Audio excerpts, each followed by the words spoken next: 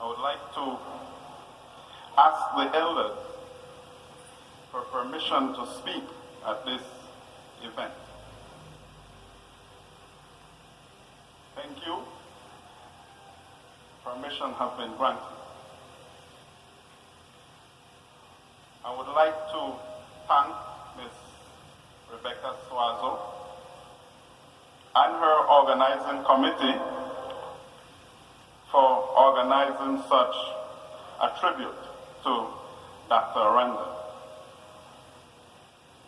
To Dr. Aranda and Mrs. Aranda and family, I salute you, and I bring you greetings from the Toledo district and its people for all the work and the contribution you have made for our beautiful country. To all of us who are admirers and supporters, well-wishers of Dr. Aranda, I greet you here tonight in a spirit of peace, love, and thanksgiving. I want to ask the question, why are we gathered here tonight? We are here to show our love and gratitude, to mark a very important milestone in our development as a people, given the fact that Dr. Aranda is physically among us. And prior speakers have mentioned that oftentimes when we speak of a tribute, we speak to someone who is dead. Today we have Dr. Aranda in front of us, and I am extremely happy that we have been extremely grateful that we are all here. Could we give ourselves a round of applause, please?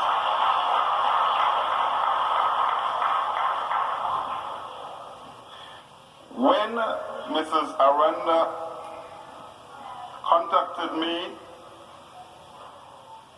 for this invitation, I told her that I was going to do everything in my power to be here tonight. So after I quit my class session at about midday, and myself and my colleague, Mr. Ivan Aviles, he was kind enough to drive both of us from Punta Gorda to be at this very special event. And tomorrow, and later on, after the event, we leave, and our business continues as per usual. As I take a few minutes of your time to share some thoughts of my love and appreciation and gratitude to our elder statesman, please allow me to quote from a book, The Healing Wisdom of Africa, Finding Life's Purpose Through Ritual and Community, written by Malidomo Patrice Sommet. So please lend me your listening ear as I run through this quickly. In our village, everyone gets excited when they hear a woman has become pregnant.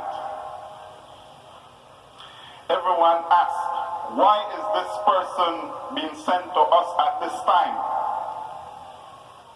What gifts will this person have that our community needs?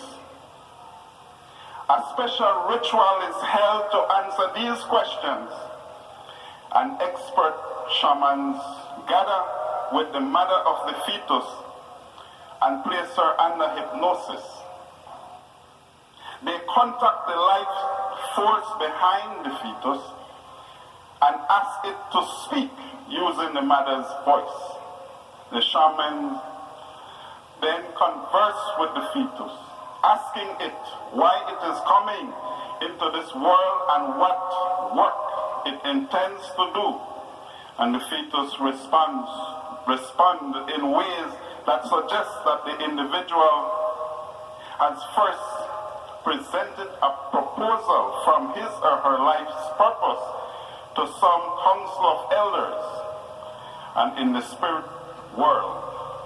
Once the council approves the proposal, it gives the individual permission to be born into a physical body. In this way, the community of people welcoming an infant has some idea of the individual's intention for life, and it is then the responsibility of that community to help the person continues to remember and focus on her or his chosen life. Dr. Aranda, to many, would have been looked at as an ordinary child, but we know that he was an extraordinary child. He was destined to chart a way for us like no other.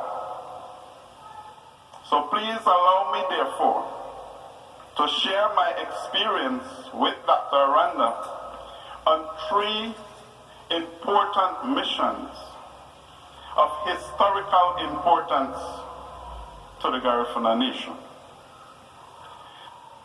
The first of which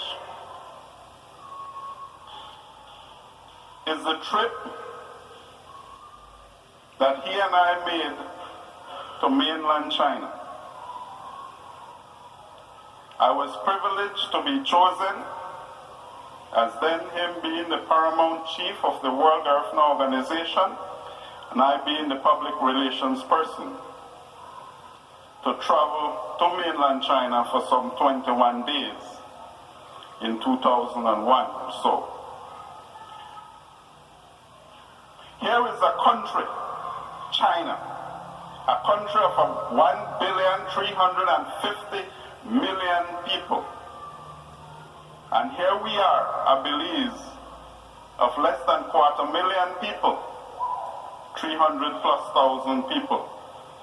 And here we have a Dr. Aranda leading a mission to China, representing us. So what was the significance and the impact of such a particular trip and the experience I had with him? In representing us, we speak in our diplomatic mission to the Chinese of something that he presented to them was based on a people-to-people relationship. If you know anything about the Chinese government, they mainly speak to government, but here in 1 week, Dr. Aranda's resilience in speaking of a people-to-people relationship garnered the support of officials of China. And I could guarantee you that with China's influence in the world today and China's impact on Africa, they have indeed learned from this man what it meant for young diplomats to go into China to speak on a people-to-people relationship.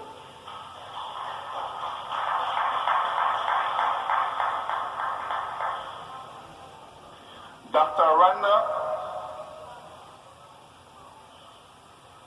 had also achieved, when he negotiated with the Chinese, that some businessmen, when we returned from China, that a high-powered delegation of businessmen who were seeking joint venture initiatives to come to Belize to seek avenues of investments. And I could guarantee you that that trip of those businessmen came the following year. And we crisscrossed this country, and these Chinese businessmen wanted to invest in almost every area of business. But at that time, We had people in government that was not ready for prime time. And they were putting their personal ambition in front of the national interest. Something that Dr. Aranda disagrees with. So you know today why this man has been one of the most hated persons, because he do not compromise his position and his integrity.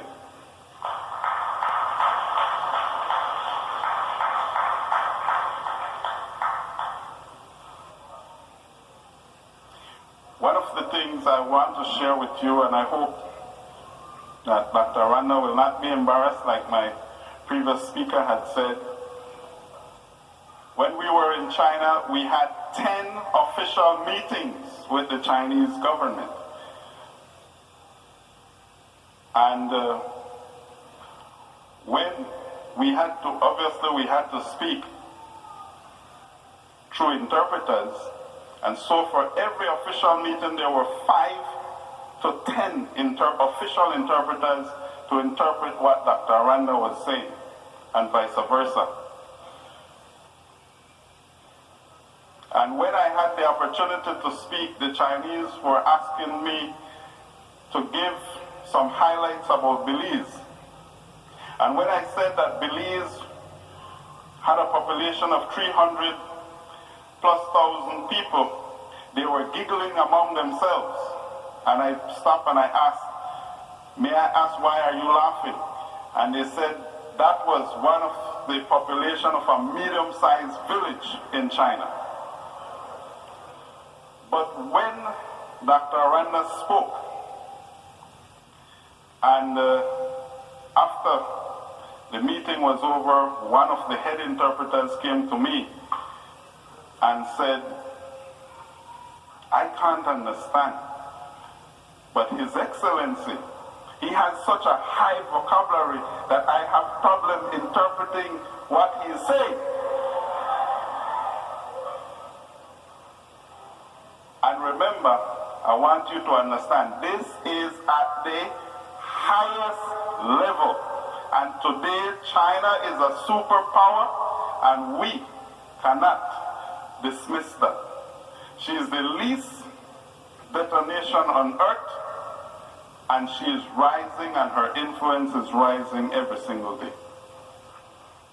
So the impact that Dr. Aranda made while traveling to China was tremendous. I told you that the businessmen came. Our country at that time was not ready for prime time, and so hope is not lost. Dr. Aranda is still with us, and we should be able to revisit that sometime.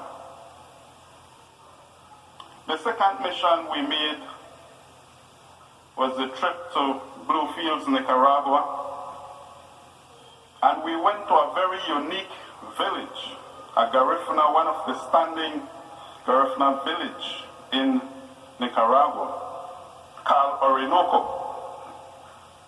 And it was also part of the movement of the World Garifuna Organization to bring back the unity and the sense of oneness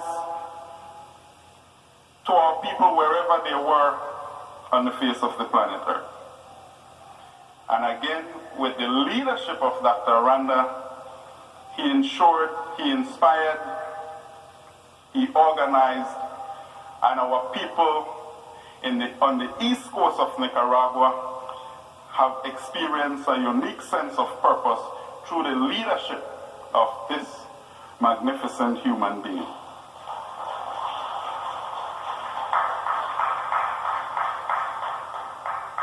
And the third experience, I want to share some more.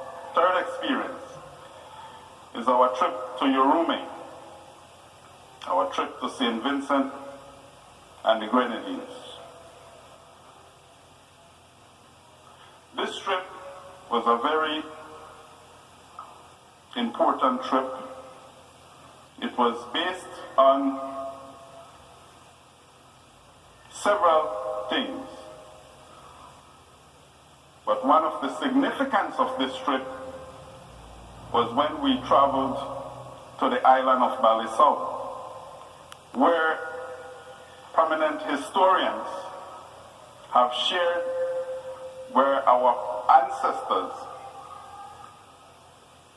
were held on Balisau as a prison. And had it not been for the few of our ancestors who had survived the massacre of Balisau, none of us right now would not be able to stand in terms of our the historical evidence, the historical legacy that we possess today is as a result of the resilience of those of our ancestors who survived the massacre of Balisau. We spoke with the Prime Minister of St. Vincent, our good friend and colleague, Dr. Ralph Gonzalez. We spoke to the historians, and today, I am happy that Dr. Aranda have gained the courage to speak to our Africanness. One of the prominent historians, Dr. Earl Kirby, we met with him.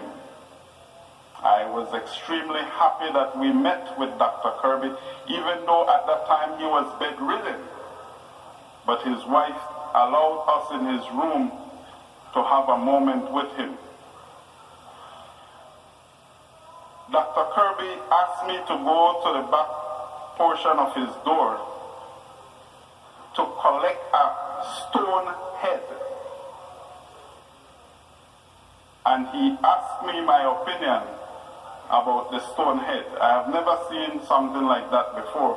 And he told us that this stone head was not indigenous to St. Vincent. And he felt strongly that that stone head came when one of our greats, Abu Bakr II, in 1301 or 2 thereabout, he came with his expedition and he said that that stone head, he believed strongly that that stone head was part of that expedition. And obviously, it is undeniable when you see the picture, and hopefully when we will be able to display that particular object in the Museum of Urume. So my brothers and sisters, what did Dr. Aranda achieve from the trip? And what was he projecting for us? There were three main things that Dr. Aranda was pushing for.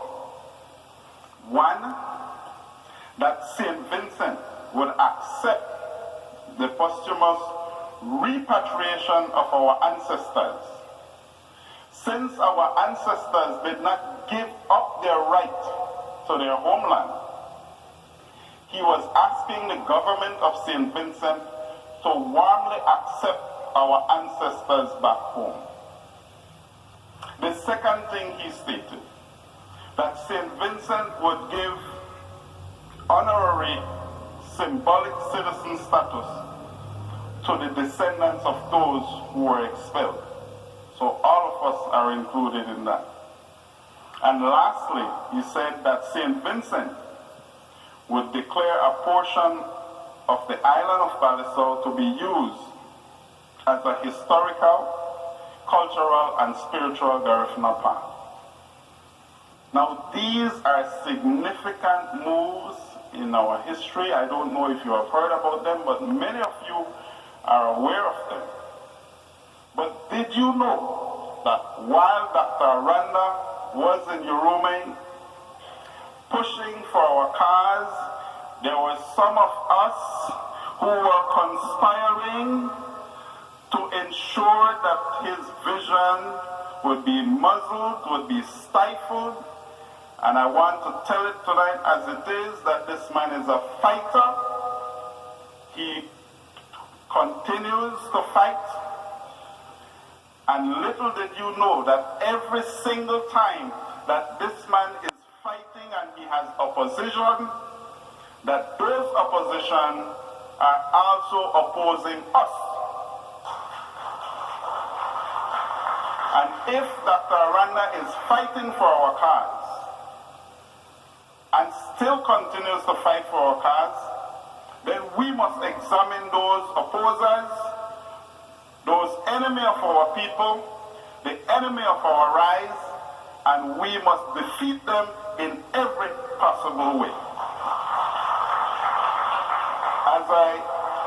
As I close, and I'm happy, I wanted to take these things off my chest, and I'm happy for the opportunity.